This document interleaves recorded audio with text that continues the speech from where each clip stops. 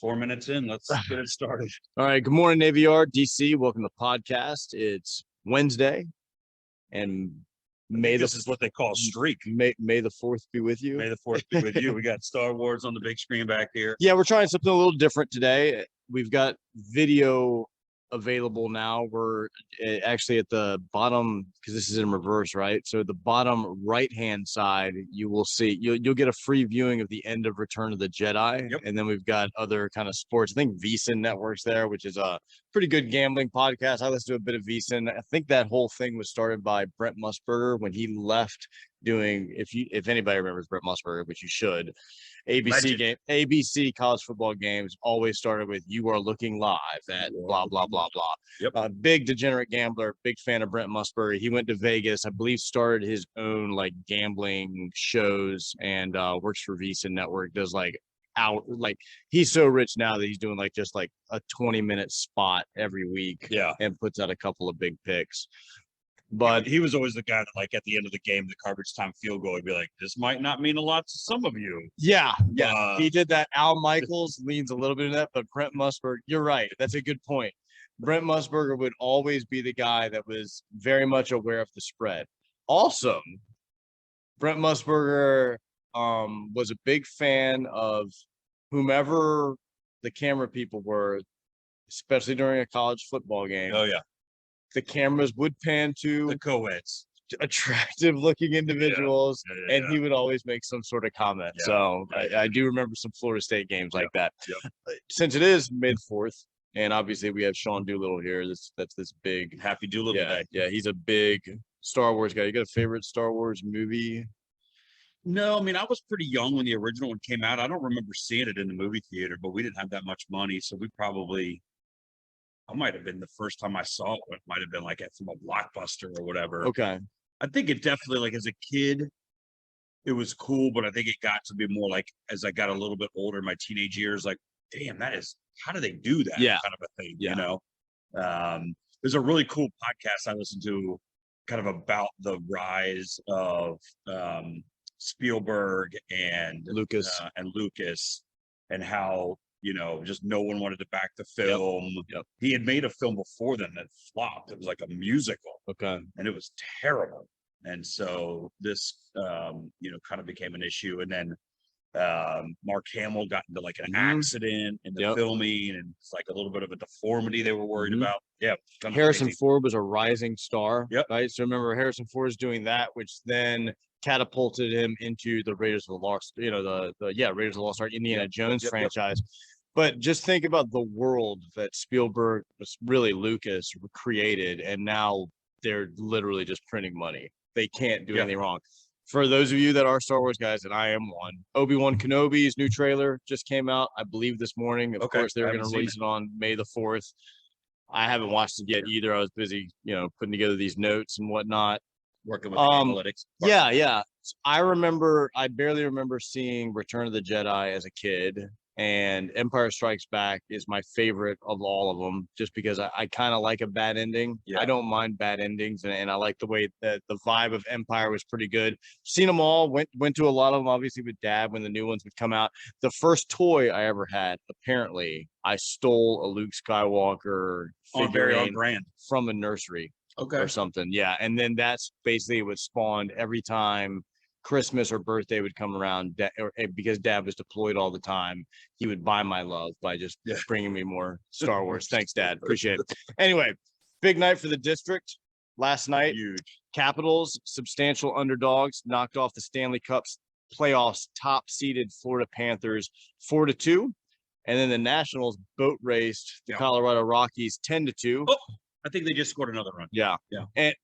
And Max Scherzer was thrown out of a game that he didn't pitch in. That's so on brand. I think we should kind of pay attention to things that Max does. No, he's not here anymore, but Max Scherzer still. Everybody here loves him. Imagine being a Mets fan. Wait, the pitcher that's not pitching just got thrown out of the game? That's weird. And all the Nats are like, Yeah, he was arguing balls and strikes calls from the bullpen. Happened in the 6th inning. He was still upset about a strike 3 call on one of the Mets, and was letting the umpire have it, and the umpire just tossed him. So they just went, Can you imagine being his neighbor and like you just accidentally leave the trash can out like one extra day in the yard, and he just comes home and just gives you that look.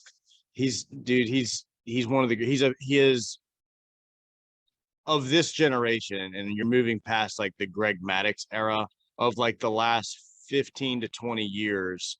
The bigger guys are Verlander, Kershaw, Scherzer, in no particular order, all great. Those are the best guys that we've had the last 15. Yeah, and I mean, years. if you talk about like competitive spirit and just like You're not yet. I mean, I think he's Jordan. He's old school. He's old You school. know, Yeah. I mean, his flu game might have been the black eye, right? 100%. 100%. So, and just an absolute competitor, go getter. We're not going to talk about the fact that the black eye game was. I mean, we're not going to point out that was a self-inflicted wound, right? No, whatever. Might be why pitchers don't hit anymore. Yeah, right. Did you watch the game last night? Did you watch the Caps? I watched a little tiny bit of Caps. You know what's crazy is I can't. So we cord cut it at the house because I'm never there. And the only real reason for us to have had cable was for me to watch sports, and I'm never at home, so no point in paying. You pay enough here for cable. I pay a lot here for cable. And so, what's your Sunday? What's the DirecTV Sunday ticket? It's big. Yeah. It's probably. I found this out yesterday. It's probably 5 times more than most people's mortgage is the Sunday ticket here, right? Just to put it into kind of rough proximities. I love it. So I cannot watch baseball at the house because of the MLB blackouts, and it's just so dumb. They just absolutely hate providing their game to people who want to watch it. But with 2 clicks of a button, I was able to watch the Caps game on my phone. Yeah. So I was mostly watching that. Didn't really get tuned in until about 12 minutes into the third period. I was kind of one eye on it, one eye off of it, but then was able to just kind of sit there and chill and watch the rest of the game. So I mean, pretty good. I was, of course, just like everybody else, a little bit worried that you know, what would Ovi look like? Yep. Looked like he only had about 17 and a half minutes, which is a little light for him in the playoffs. Yeah. But look, if you can win a game and Ovi's only getting 17 and a half minutes, that's great. Yep. Willie taking a freaking hockey stick right to the dome. Yep. You know, it's fortunate that he's such a good looking character. Yeah. That's just going to add a little bit of, you know, quality to him. Mm-hmm.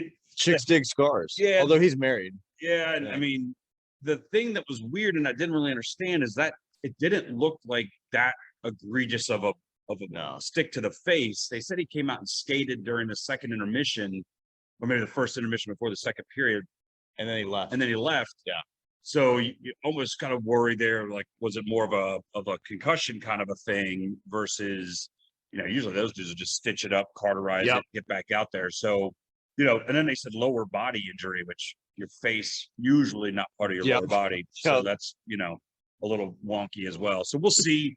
And then, you know, obviously the one I'm worried about is Carlson late hit. Yep. You know, the game was in hand. They said he went right down the tunnel. You know, look, you hope it's not a concussion or anything, but there's a couple days before the next game. He's a hockey player. He's going to play. Yep. So I came here, sat at the end of the bar there. I was next to some guys that you had a lot of soccer. What's wrong with me? I don't know. A lot of hockey, a lot of Capitals hockey sweaters in here. Good. I'm not gonna pretend to be a hockey guy because I this is when I do get energized to the playoffs. Yeah. I don't know a whole lot. You're not watching 82 games either. No. Right. Every year, hockey, NHL is the sport that, at least for the last 10 years, I've said, this is the year I get into this. I'm going to watch it more and more and more. I've bought the hockey package at my place. Don't have to now. Thank you very much. But when I watched it, I was at the end. I was next to some guys that obviously are some kind of diehards, hockey in general. They kept saying, and it looked the same to me, like the first and second period, the Capitals had a lot of opportunities. They started off the game with 2 guys for the Panthers in the box and couldn't really capitalize. We call that a 5-on-3. Yep, 5-on-3. They wound up getting a goal 1-0, but they looked kind of lethargic. It just didn't look they didn't look like they were taking advantage of the opportunities that were given them.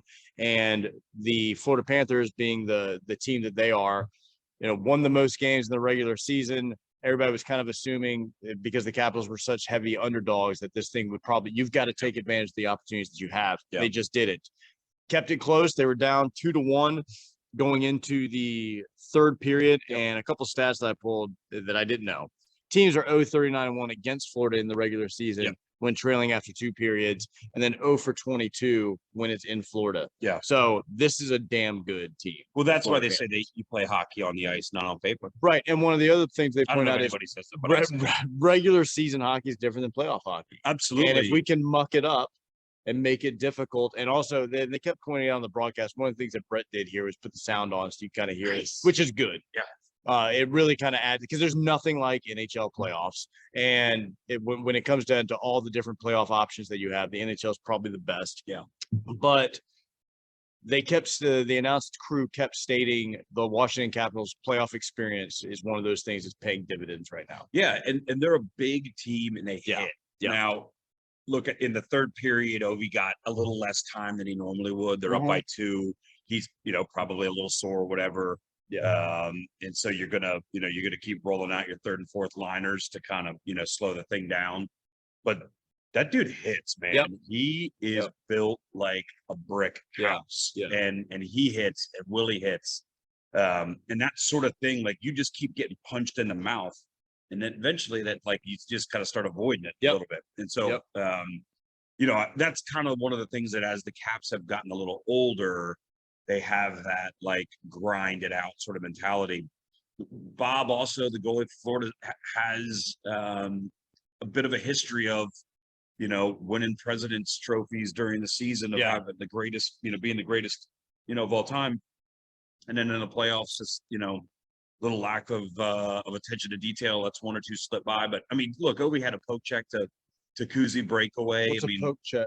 So Ovi was forward checking. So there's the defensemen are bringing the puck up to the ice, right? Ovi was kind of sticking to the defender, harder than you would expect the greatest goal scorer to ever play. Jacks at the puck, right? Pokes it loose, and Kuzi just happens to be there, and it's just mano a mano at that point in time. And it's hard to stop somebody on a breakaway. Yeah.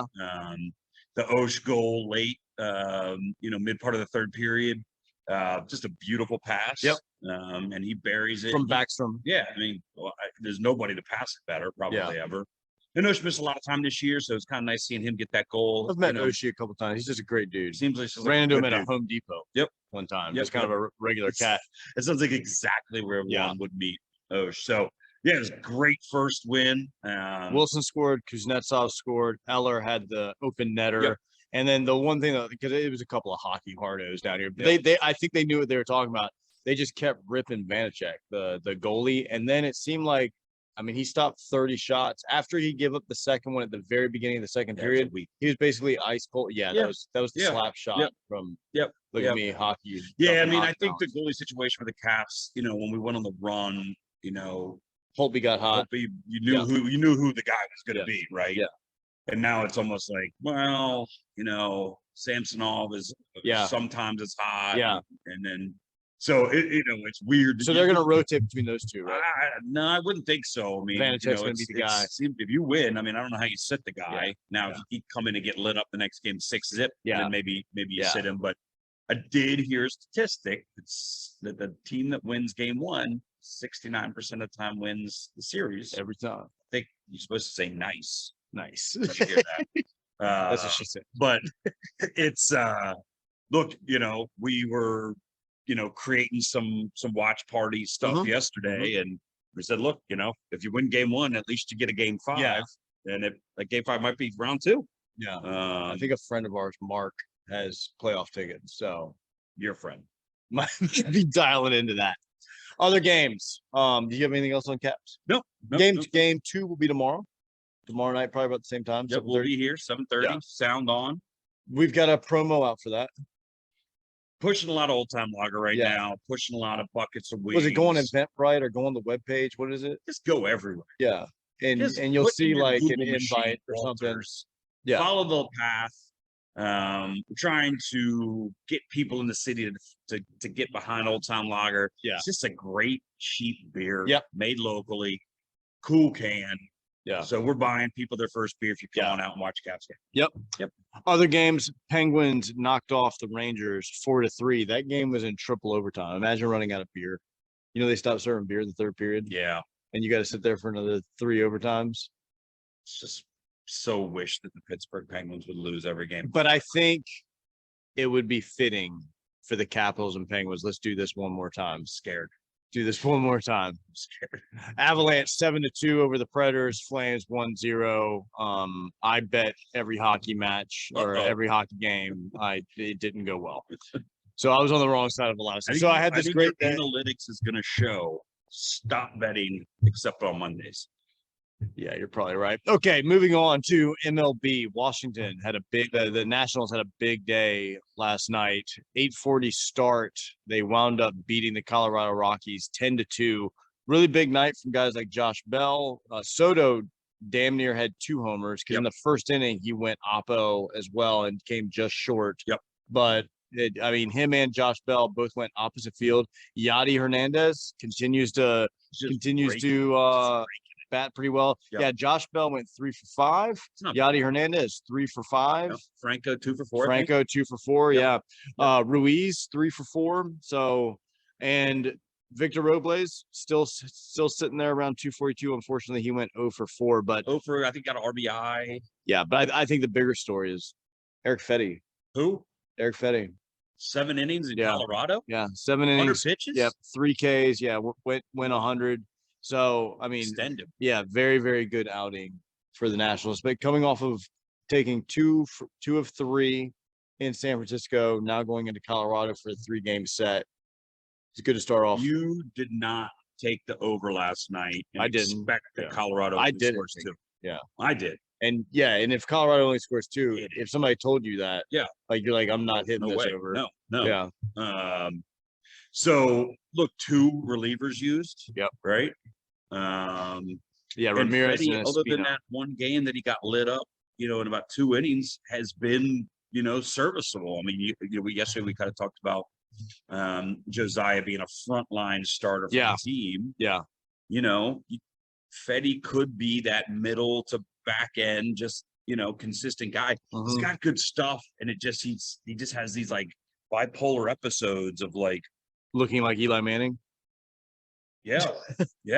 And so, an inning and a half, 2 innings, and he gets lit up. Yeah. And then, the next day comes out in Colorado, throws 7. I think they were saying on Match Chat that was the first time anybody's gone 7 for the Nationals since 2015. No. In Colorado. Oh, okay. Oh, yeah, not overall. That was weird. But no. In kidding. Colorado, a starter going 7. They said it was a guy, I don't remember seeing a pitch named Steven Strasburg. Yeah. Well, tonight, what's the over-under on how many innings you think Patrick Corbin's going to go? I am going to listen. I got probably take the $19 in my freaking pocket. No, yeah, I'm taking 55. Yeah. And I'm going to Patrick Corbin. Yeah, Patrick Corbin tonight against Austin Gomber. Patrick Corbin 0-4 for the season, 8.69 ERA. Gomber, but both these guys are lefties actually. 1-2, 3.86. Ooh. He's had one good start. Yeah. He's had one good start. And so he'll throw a no. Right. That's going to be a weird thing. Can you bet over under on like how many innings? There's got to be some offshore bet out there somewhere where you got to go offshore. Under. I mean, and that's probably why last night, what is the over under? Davey used 2 bullpen guys, right? When you probably didn't need to, but you know what? Old Patty's going to be out there tomorrow. We might need 9 relievers to get through that game. Yeah. Over under for tonight. I say it's 11. 10.5 again. Bet it. Yeah, 10.5 again. Bet. I gotta think Colorado's bats wake up against Corbin. Yeah, because they're not a bad baseball team. No. I mean they're like lose, 13-9, 4-5, 13-9, 13-10, something like that. I wish we were 13-10. Yeah. In other news around the league, Mets took both games. So the Mets dropped game 1 of a 4-game series. Yeah, 4-game series against the Braves 2 days ago. Then they had a doubleheader today. Took both sides of that. Max Scherzer again was thrown out in the late slate. Beat the Braves at 3 p.m. at 5-4, and then shut them out in the evening 3-0. Rangers dropped the Phillies 6-4. So the National League East just kind of getting beat up a little bit. Yankees 1-11 in a row. really kind of a cool moment last night. I think this was kind of a bounce back moment for Yankee fans. There was a home run that was hit by Aaron Judge. Yeah, I saw that. Yeah, and a Toronto Blue Jays fan grabbed it, and there's a kid there wearing an Aaron Judge jersey or wearing a jersey shirt. And the Toronto fan, without missing a beat, is like, "Hey, here's your ball." The kid gives him a big hug. So whenever you're saying now, these aren't the bleacher creatures from like that were throwing. It's also Canada. Everybody just everybody's kind of nice. It's kind of like Minnesota people. Yeah. Like unlike the Wrigley crowd. Yeah, just a bunch of if you didn't see this, there's a video on Twitter. You could probably just search on Twitter Wrigley fight or Cubs. It's on our feed.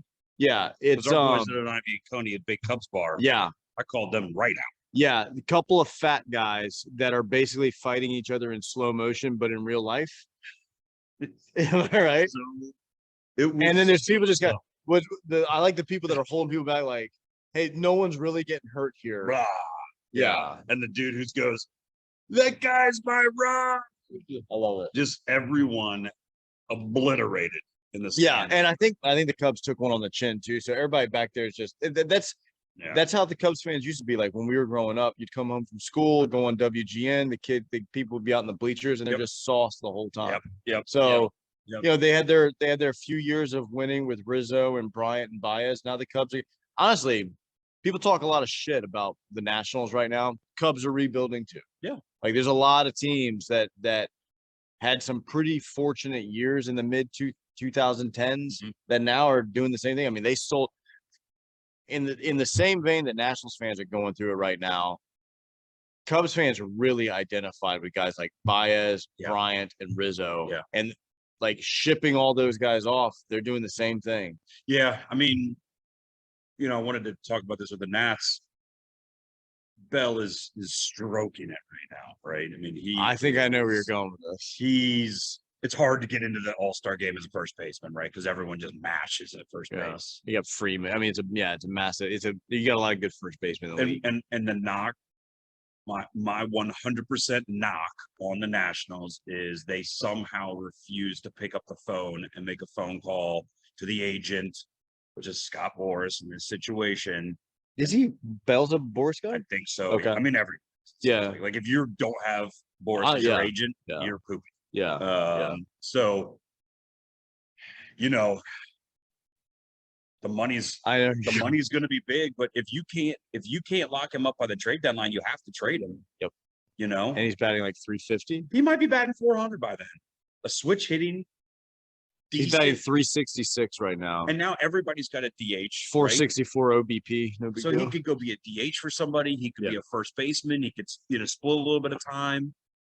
So, I mean, that's a commodity. And he wants to be on a contender. Like he was with the Pirates. Yeah. And now he's with us. He basically went from same. Yeah. At the time. I mean, I would think that, like, look, if you come up in the Pirates organization, you realize, like, that's just like a quadruple A-ball club. They just keep Brian Hayes is the only guy they've paid so far. He's a stud. I think he's their shortstop or third baseman. Yeah. But I mean, you come here, he came to a team that was supposed to be good. Yep. And has turned out to be a part of a rebuilding process, right?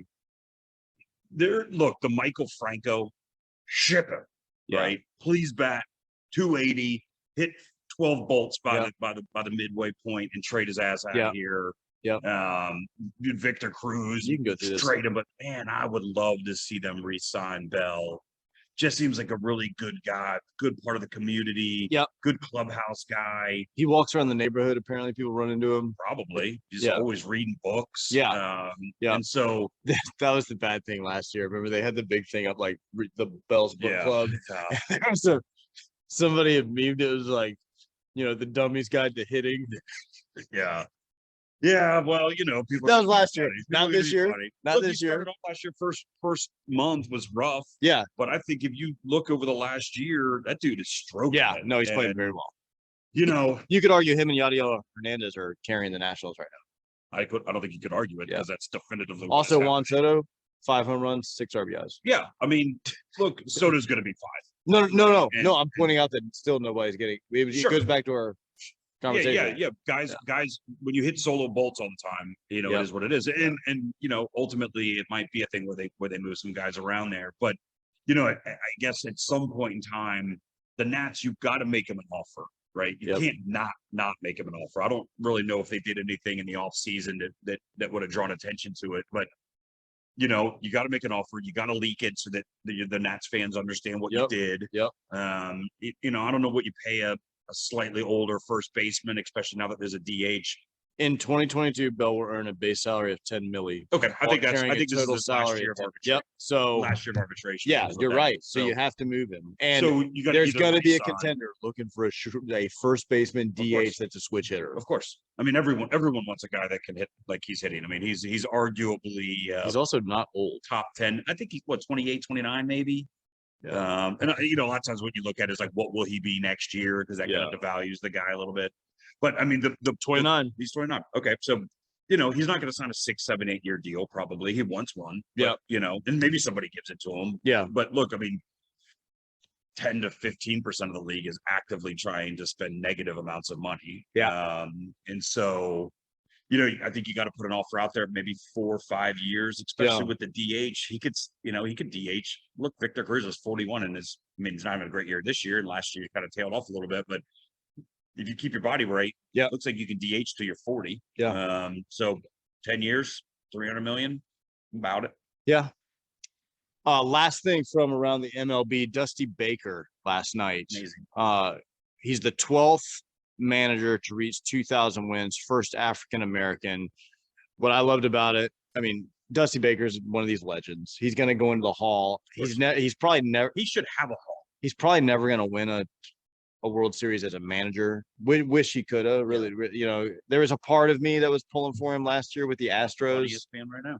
Yeah, with the Astros, but you know, there's the other side of me that's like, no, screw that guy. Yeah. Or screw the Astros. It spawned the GOAT, Barry Bonds, actually went on Instagram and said, "Yay, thanks, you know, spent a lot of years with him and stuff." It's always good for Barry to come out of hiding.